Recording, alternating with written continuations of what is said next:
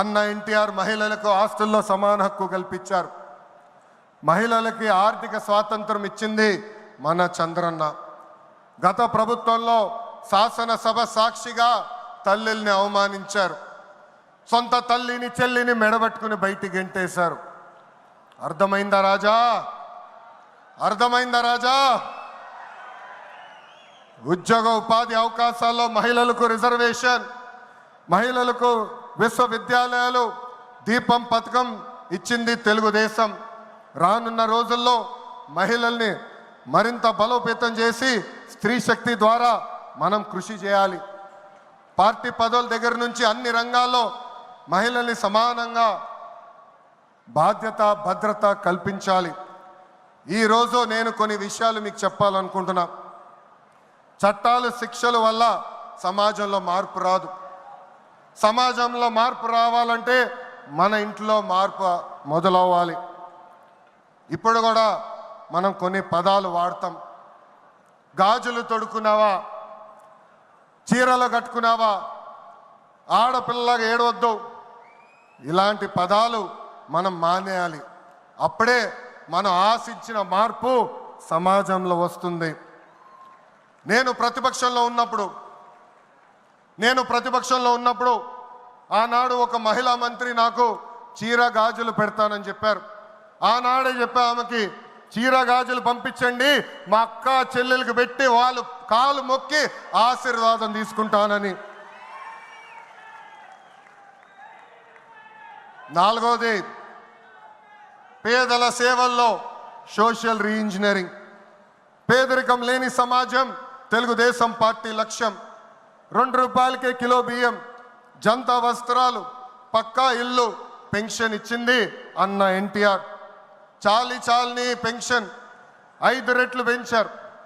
200 రూపాయల నుంచి 1000 రూపాయలు చేశాం. ఒకే సంతకంలో 1000 రూపాయల పెన్షన్ని 2000 చేశాం. ఇప్పుడు ఏకంగా భారతదేశంలో ఏ రాష్ట్రంలో ఇవ్వని విధంగా 4000 రూపాయల పెన్షన్ మన చంద్రన్న అందిస్తున్నారు. ఇంతేకాదు, డ్వాక్రా, దీపం, అన్న క్యాంటీన్ ఇచ్చింది మన చంద్రన్న.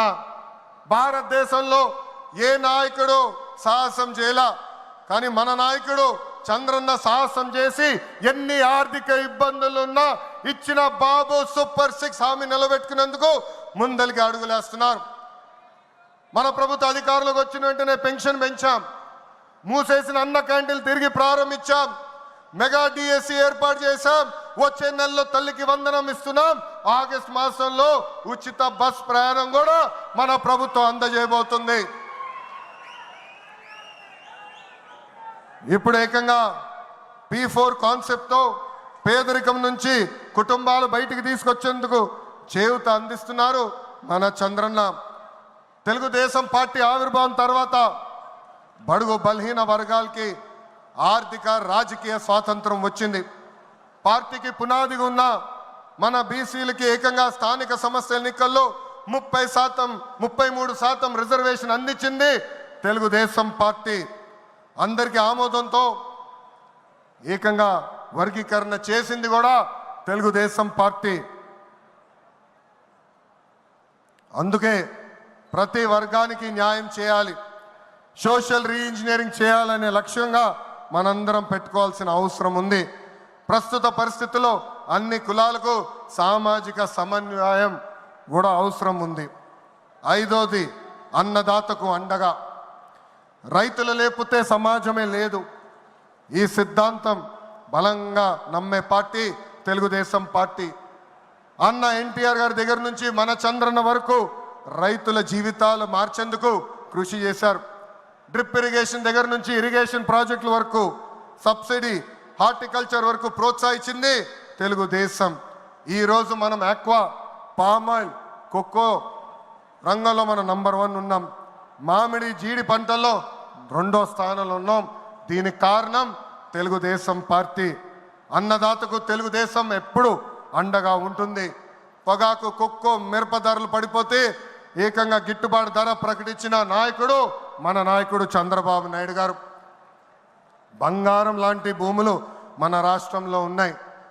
వ్యవసాయం కరెక్ట్గా ప్రమోట్ చేస్తే బంగారం పండించే శక్తి మన రైతుల దగ్గర ఉంది. అందుకే అన్నదాతకు అండగా అనే విధానాన్ని మనం అమలు చేయాలి. ఆరోది నాకు మనసుకు దగ్గర ఉండేది, కార్యకర్తలే అధినేత. ఒక అంజిరెడ్డి తాత, ఒక మంజుల, ఒక తోట చంద్రయ్య నాకు స్ఫూర్తి. ఆనాడు పొంగనూరు నియోజకవర్గంలో అంజిరెడ్డి తాత స్థానిక సంస్థ ఎన్నికల్లో నామినేషన్ వేసేదానికి వెళ్తే ఆనాటి పాలకులు అడ్డం తిరిగారు. తొడగొట్టి మీసాలు మిలేసి రండి నేను నామినేషన్ వేసి చూపిస్తానని చెప్పారు ఆ మన అంజిరెడ్డి తాత. బూత్లో రిగ్గింగ్ జరుగుతుందని బూత్కి వెళ్ళి కూర్చుంది మంజుల.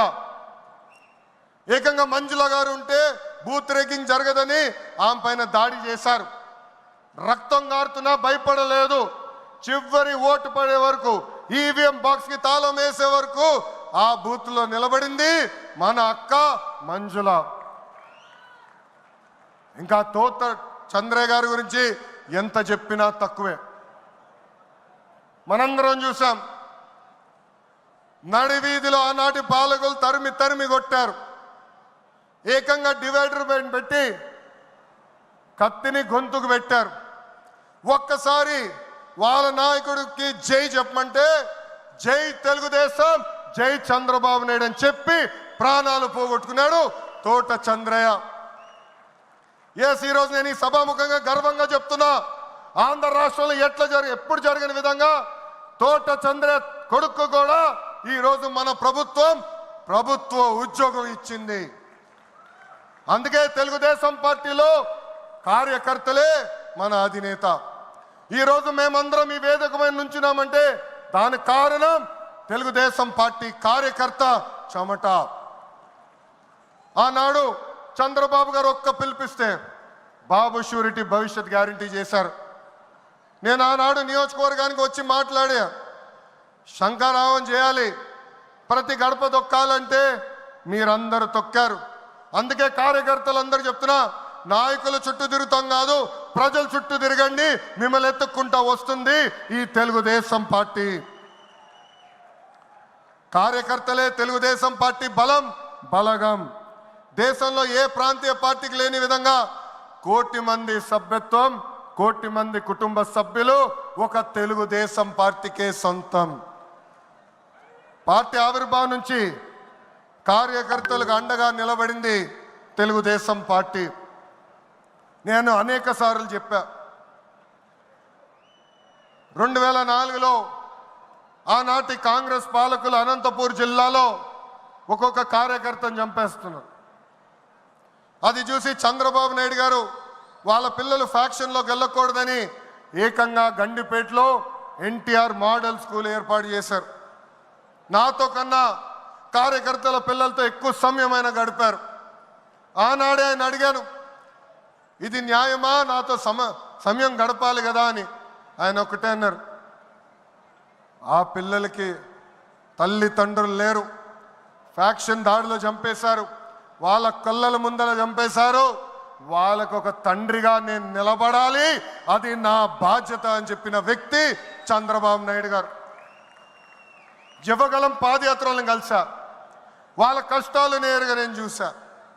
చంద్రబాబు నాయుడు గారు చేసిన సేవ ఆ పిల్లలు ఈరోజు కూడా మర్చిపోవట్లేదు.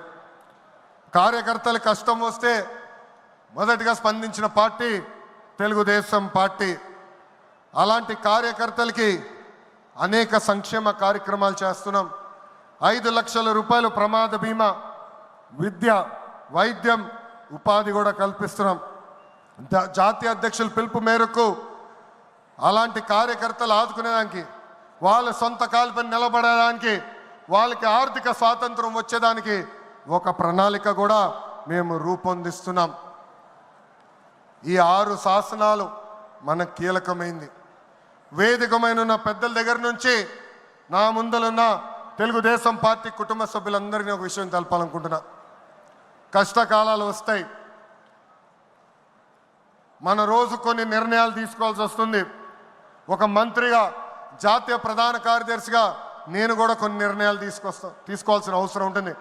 అప్పుడు ఈ 6 శాసనాలు మనందరం చదువుకుని ఆ 6 శాసనాలు చెప్పిన మార్గమే మనందరం ఎంచుకోవాలని ఈ సభాముఖంగా కార్యకర్తలకి, వేదికమైన ఉన్న నాయకులందరికీ నేను పిలిపిస్తూ, నా తెలుగు కుటుంబం ఈ 6 శాసనాలు నేను ప్రతిపాదిస్తున్నాను. ఈ ప్రతిపాదన మీరందరూ బలపరచాలని ఈ సభాముఖంగా కోరుకుంటూ, నాకింత అద్భుతమైన అవకాశం ఇచ్చిన నా ప్రాణ సమానమైన కార్యకర్తలందరికీ పేరు పేరున నా హృదయపూర్వక ధన్యవాదాలు తెలుపుకుంటూ మీ అందరి దగ్గర నుంచి సెలవు తీసుకుంటున్నా. జోహార్ అన్న ఎన్టీఆర్, జోహార్ అన్న ఎన్టీఆర్. చంద్రబాబు నాయుడు గారి నాయకత్వం, చంద్రబాబు నాయుడు గారి నాయకత్వం. జై తెలుగుదేశం, జై తెలుగుదేశం. వందే వందే, జై హింద్.